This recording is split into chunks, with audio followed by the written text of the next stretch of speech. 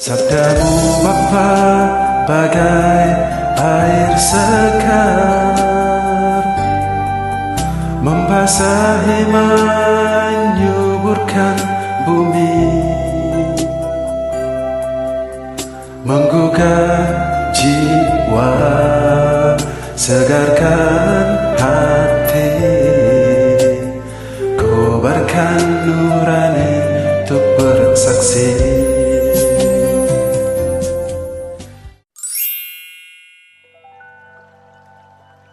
Inilah Injil Yesus Kristus menurut Markus, bab 9, ayat 38 sampai 43, dilanjutkan dengan 45 dan 47 sampai 48. Pada suatu hari, Yohanes berkata kepada Yesus, "Guru, kami melihat seorang yang bukan pengikut kita mengusir setan demi namamu. Lalu kami cegah orang itu karena ia bukan pengikut kita." Tetapi Yesus berkata, "Jangan kamu cegah dia, sebab tak seorang pun yang telah mengadakan mukjizat demi namaku dapat seketika itu juga mengumpat aku. Barang siapa tidak melawan kita, ia ada di pihak kita. Aku berkata kepadamu, sesungguhnya barang siapa memberi kamu minum secangkir air oleh karena kamu adalah pengikut Kristus, ia tidak akan kehilangan ganjarannya. Barang siapa menyesatkan salah seorang dari anak-anak kecil yang percaya ini, lebih baik baginya jika sebuah batu kilangan diikatkan pada lehernya, lalu dibuang ke dalam laut. Dan jika tanganmu menyesatkan engkau, penggallah, karena lebih baik bagimu dengan tangan terkudung masuk ke dalam hidup, daripada dengan utuh kedua belah tangan dibuang ke dalam neraka. Dan jika matamu menyesatkan engkau, cungkillah, karena lebih baik bagimu masuk ke dalam kerajaan Allah dengan bermata satu, daripada dengan bermata dua dicampakkan ke dalam neraka, di mana ulat-ulat bangkai tidak mati dan api tidak padam." Demikianlah sabda Tuhan. Terpujilah Kristus.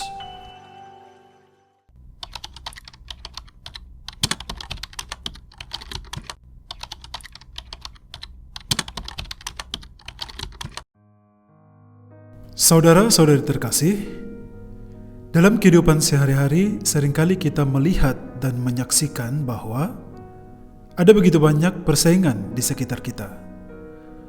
Mungkin kita tidak hanya menyaksikannya, tapi kita juga pernah melakukannya. Sebenarnya persaingan bukanlah sesuatu yang buruk, tetapi kecenderungan yang terjadi adalah persaingan selalu mengarah kepada hal-hal yang negatif. Nah, ada dua jenis persaingan. Pertama, persaingan yang sehat, dan yang kedua, persaingan yang tidak sehat. Persaingan yang sehat berarti dua orang atau lebih, atau kelompok yang satu dengan kelompok yang lain, berlomba-lomba untuk menjadi yang terbaik dengan kreativitas masing-masing. Persaingan itu dilakukan untuk kebaikan bersama. Yang namanya sehat berarti persaingan itu dilakukan secara jujur, terbuka, dan tidak merugikan orang atau pihak lain. Sementara persaingan yang tidak sehat berarti kebalikan dari persaingan secara sehat tadi, yakni tidak jujur, tertutup, dan ada pihak atau orang yang dirugikan. Persaingan semacam itu dilakukan hanya demi kepentingan kelompok atau demi kepentingan orang yang bersangkutan. Dan persaingan yang tidak sehat ini justru seringkali mengarah kepada tindakan kejahatan lainnya. Saudara-saudari, dalam Injil yang saya bacakan tadi dikisahkan bahwa para murid Yesus yang diwakili oleh Yohanes berkata kepada Yesus, "Guru, kami melihat seorang yang bukan pengikut kita mengusir setan dalam namamu. Lalu kami cegah dia karena dia bukan pengikut kita." Di sini kelihatan jelas bahwa para murid merasa tersaingi dengan tindakan seseorang itu. Mereka merasa bahwa hanya mereka saja yang berhak melakukan apa saja atas nama Kristus karena mereka adalah pilihan Kristus. Jadi ada semacam perasaan tertutup di dalam diri mereka. Mereka merasa eksklusif dan tidak mau terbuka terhadap orang lain. Sehingga bila ada orang yang melakukan sesuatu atas nama Kristus, mereka anggap sebagai saingan atau musuh. Oleh karena itu, mereka harus dihentikan. Menjawab pernyataan Yohanes itu, Yesus berkata, "Jangan kamu cegah orang itu, Siapa saja yang tidak melawan aku, ia ada di pihak kita. Pernyataan Yesus ini mau menunjukkan kepada kita bahwa ternyata siapa saja yang berbuat baik pasti berasal dari kehendak Allah. Jadi, perbuatan baik itu bukan hanya milik para murid atau para pengikut Kristus, bukan.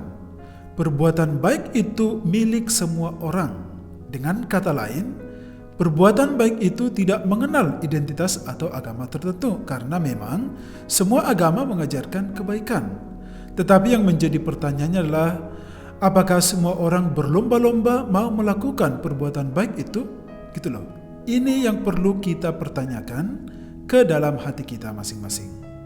Nah, Yesus mengajak para muridnya untuk menghargai perbuatan baik yang dilakukan oleh orang lain meskipun mereka tidak termasuk dalam kelompok murid-murid Yesus. Para murid harusnya bersyukur dengan itu, sebab dengan perbuatan mereka itu menandakan bahwa Yesus sudah semakin diterima oleh banyak orang.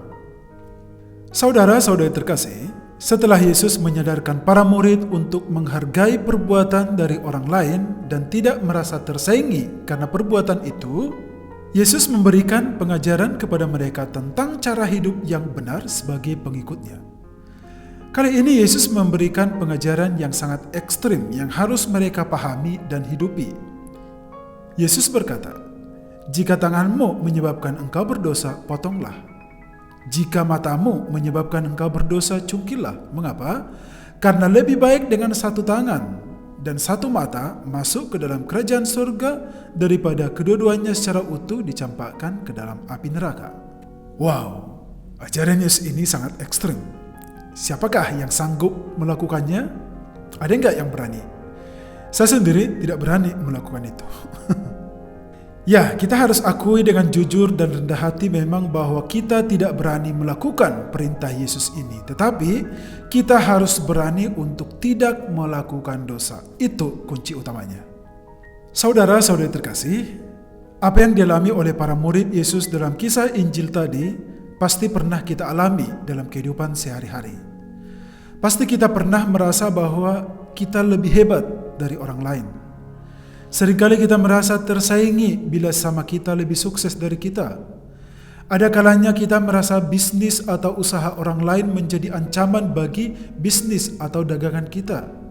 Demikian juga, ada kalanya orang-orang berumur merasa terancam bila muncul orang-orang muda ke permukaan. Bahkan di dalam lingkungan gereja sendiri pun, seringkali ada kelompok kategorial yang satu merasa diri lebih dekat dengan Tuhan daripada kelompok kategorial yang lain. Kelompok yang satu merasa lebih hebat daripada kelompok yang lain. Dan kalau hal ini sudah merasuki hidup manusia, maka yang tercipta adalah iri hati atau dengki. Dan iri hati atau dengki ini akan direalisasikan dalam persaingan yang tidak sehat. Dan kalau persaingan yang tidak sehat menjadi habitus manusia, maka dunia kita ini akan kacau. Kita tidak akan merasa aman dan tenang dalam bertindak, sebab segala sesuatu yang kita lakukan akan berada dalam bayang-bayang orang lain. Kita akan gampang menaruh curiga pada orang lain. Kita akan mudah menuduh orang lain. Kita akan selalu berprasangka buruk terhadap orang lain. Dan yang lebih parahnya lagi adalah, kita akan selalu merasa bahwa orang lain menjadi ancaman bagi hidup kita. Ini akan menjadikan segala sesuatunya menjadi lebih buruk. Maka saudara-saudari terkasih, marilah kita menciptakan budaya persaingan yang sehat di antara kita dalam kehidupan sehari-hari. Bila kita melihat sama kita lebih unggul atau lebih hebat dari kita, jangan kita menganggap mereka sebagai ancaman bagi kita, tetapi kita jadikan keunggulan atau kehebatan mereka itu sebagai motivasi bagi kita untuk maju. Kita bisa belajar dari mereka. Mari kita juga akui dengan jujur kekurangan dan kelemahan kita masing-masing, sebab itulah salah satu modal bagi kita untuk bisa berkembang di dalam hidup ini. Dan dalam segala hal, marilah kita bersaing secara sehat dengan sesama kita. Kita bersaing untuk menjadi yang terbaik di dalam nama Tuhan. Sebab, kalau kita berusaha menjadi yang terbaik di dalam nama Tuhan, maka bukan hanya nama kita saja yang terkenal, tetapi nama Tuhanlah yang akan dimuliakan. Amin.